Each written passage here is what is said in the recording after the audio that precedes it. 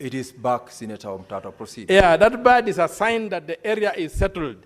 So it was not an idle statement that Senator Sifuna made. It's a very, very important cultural. If there must be a chicken, otherwise it's not a home. That will just be a house, not a home. Now, I also would like to say that what the majority leader mentioned, that these houses are being built on public land. A very, very important condemnation of what is going on. We don't convert public land by building houses on it and selling them to private owners. If you want to private public land, there's a procedure for doing that. This affordable housing has no respect for any law. It's being done like we are in a vacuum. There are no laws in this country. The question of public land has been set aside for specific purposes. Right now we are having a crisis in Busia, whereby the Busia Agricultural Training Center has been invaded by the public. It is a affordable housing thing, and they're just building, even they're building over the ponds that had been put there by under climate change, the fish ponds, demonstration centers. So ATC was set aside to be a university in the long run. We had Sangalo in Bungoma. We had got what was called Weko, which is now Masinda Mudro University in Kakamega. And there was the ATC in Busia, which were designed to be universities in the long run. And if you look at each of them, they were allocated a lot of land. The ATC sits on 95 acres in Busia town. They are dumping these houses there with no care that that's public land alienated for a particular purpose, and they don't care. And then they want to sell these houses to private individuals, which means they are privatizing public land, they are destroying the plan of Busia, they have got no care about the future of this country. That's what the problem is. So conversion of public land to private land. Public land is defined in the Constitution, private land is defined in the Constitution, community land is defined in the Constitution. No individual can just, by the whims of their minds, say they are going to convert that land by selling those houses to individuals. When power changes, we shall recover those houses and surrender them to the public. Neither President William Ruto, the minister, or anybody has the capacity to sell private land to a private individual. So whoever dares buy those houses, you are throwing away your good money. We'll recover those houses and put the land back to the public. Or you carry your house away from that land. There'll be two options. You'll have to find a way of carrying that house. And remember, it's a story house. How will you carry your floor or your apartment? I warn Kenyans, don't touch those houses. Because when I take over, I'm going to recover them. In 2027, I'm going to recover them. And return the land back to the public. And when the government takes them over, we are going to quantify each pay slip. My brother has been mourning about his 30,000 shillings per month. We shall quantify that money and recover it from a consolidated fund and refund you and make those houses public property. So just support me for the presidency. Next. Senator Koiti, I want to warn you that I'm you will not guided. use the platform to campaign I'm guided. for your presidential ambitions. I'm guided.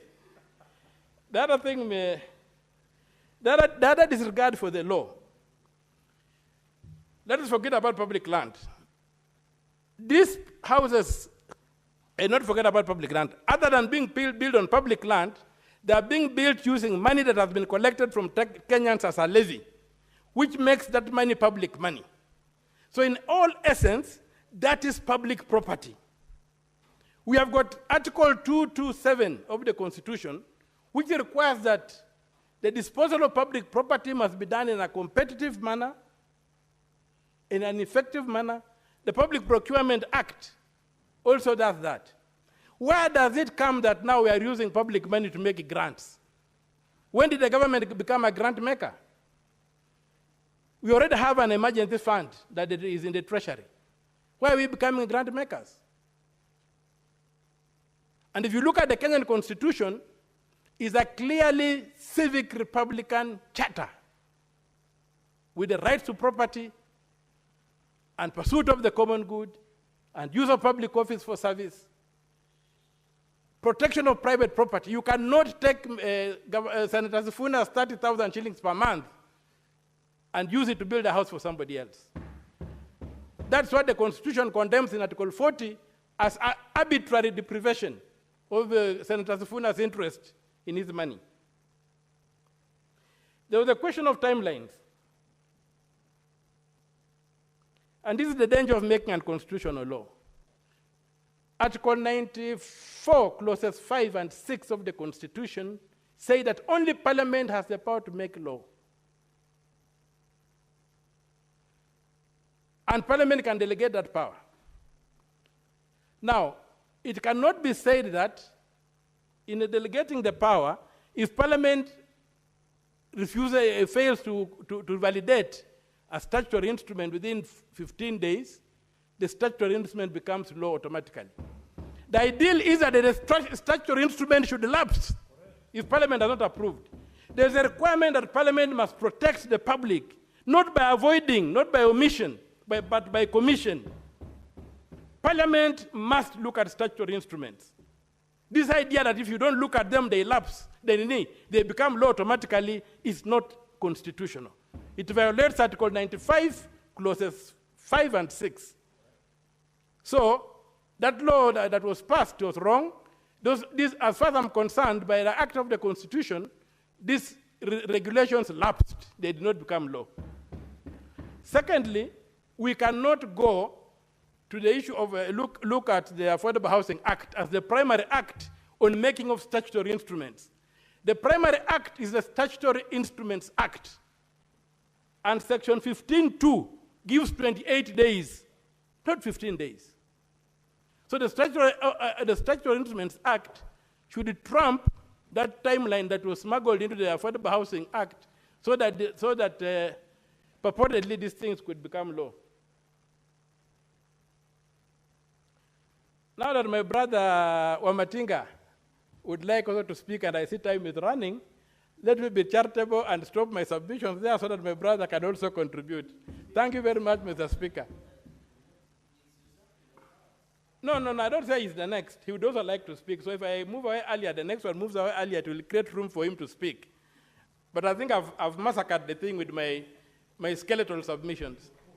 And finally, I oppose the submissions.